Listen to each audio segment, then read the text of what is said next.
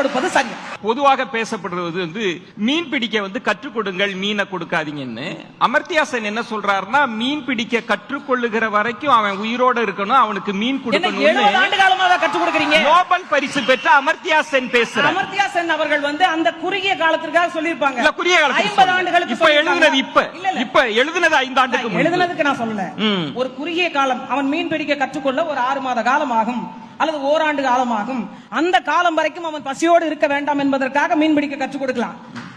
35-40 ஆண்டுகளுக்கு மேல ஆட்சி அதிகாரத்தில் இருந்துட்டு இப்பதான் நீங்க மீன் பிடிக்க நாங்க மீனை பசியா இருக்க கொடுக்கிறோம். எவ்வளவு பெரிய ஒரு குதர்க்கமான பதில் இது. தமிழ்நாடு தனி நாடு இல்ல. தமிழ்நாடு இந்தியாவில் இருக்கக்கூடிய மாநிலங்களில் ஒன்று. தனி நாட்டில் நாம் தீர்மானித்து பேசுவதை போல சிந்திப்பதை போல நாம பேச முடியாது, சிந்திக்க முடியாது. எல்லா மாநிலங்களும் எப்படி இருக்கு, அதுல தமிழ்நாடு எப்படி இருக்கு என்றுதான் நாம ஒப்பிட்டு பார்க்கணும். எல்லா மாநிலங்களுக்கும் நிதி கொடுக்கக்கூடிய ஒன்றிய அரசு, குறிப்பாக வட மாநிலங்களுக்கு அள்ளி கொடுக்கக்கூடிய ஒன்றிய அரசு, தமிழ்நாடு எது கேட்டாலும் தர மறுக்கிறது.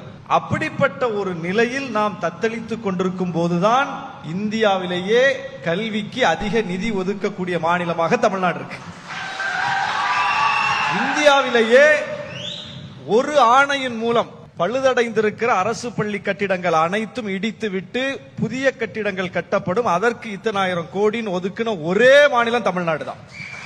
இந்தியாவிலேயே உயர்கல்வி படிப்போர் விழுக்காடு 50 விழுக்காடை எட்டி இருக்கிற மாநிலம் தமிழ்நாடு தான். இன்னைக்கு நான் முதல்வன் திட்டம் மாணவிகளுக்கு 1000, மாணவர்களுக்கு 1000, முதியோர்களுக்கு 1200, குடும்ப தலைவிகளுக்கு 1000, கிட்டத்தட்ட ஒரு 4000 ரூபாய்க்கு மேல மக்களுக்கு நேரடியாக பணம் போகுது.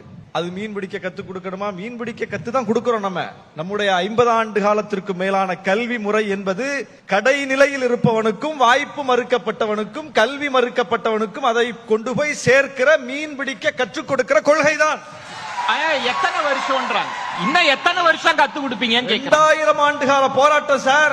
50 வருஷத்துல தீக்கணும்னு சொல்றீங்க நீங்க. இதைத்தான் அவங்க சமூக நீதியா இடஒதுக்கீடு சொல்றாங்க.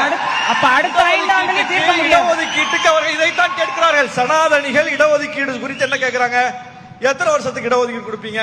எத்தனை வருஷத்துக்கு இடஒதுக்கீடு கொடுப்பீங்க? இது எப்ப முடிவுக்கு வரும்? இப்படியே கேட்டுக்கிட்டு இருக்காங்க. 5 ஆண்டுலயே அடுத்த நிறைவு பெற வாய்ப்பு இல்ல. அதானே தங்களின் வாக்குமூலம். இது ஒரு தொடர் போராட்டம்.